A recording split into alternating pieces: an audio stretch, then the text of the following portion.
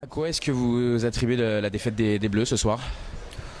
Déjà un début de match plutôt catastrophique où on n'était pas bien, on était en retard, décalage qui a mené à ce but allemand. Par la suite, on a rectifié le tir, bien évidemment. Même s'il y a eu on n'a pas tout très bien fait, mais on a fait de meilleures choses. Et puis deuxième, on l'offre aussi un petit peu, même si bon, on a le penalty. Je pense qu'on aurait pu en avoir un aussi en première mi-temps sur Colomani. L'arbitre il me dit c'est du 50-50. J'ai un peu de mal quand l'attaquant est devant et se fait pousser, mais bon, évidemment on n'est pas habitué à la défaite depuis un bon moment.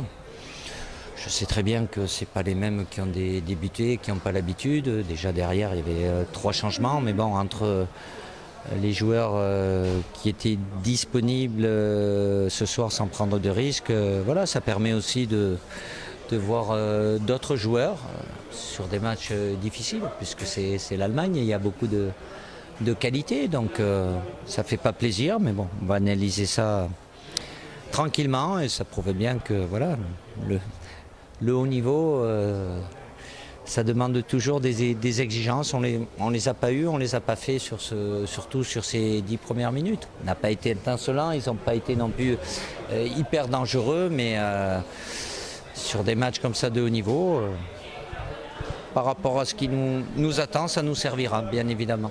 Didier, vous y avez fait référence par rapport à vos choix de début de match. Il y a eu un changement de système. Il y avait Todibo à la place d'Upamecano, Rabiot milieu gauche, j'en oublie encore peut-être, mais Kamavinga aussi.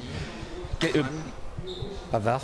Oui, le 11 je l'ai, mais qu'est-ce qui vous a amené à faire cette composition d'équipe? Par rapport aux joueurs qui devaient commencer, en sachant que ceux qui commençaient, il y en avait 2 ou 3 qui ne pouvaient pas aller au bout non plus, donc pour avoir des changements offensifs possibles à partir du moment où pas un problème adducteur avec voilà, pas de bonnes sensations et risque élevé. Kylian a un souci aussi au tendon rotulien après l'entraînement d'hier, donc voilà, j'ai fait en sorte par rapport aux joueurs qui allaient commencer d'avoir un équilibre d'équipe.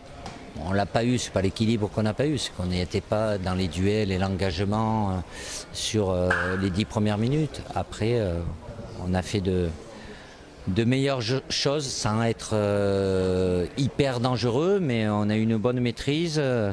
On a mieux recommencé la deuxième.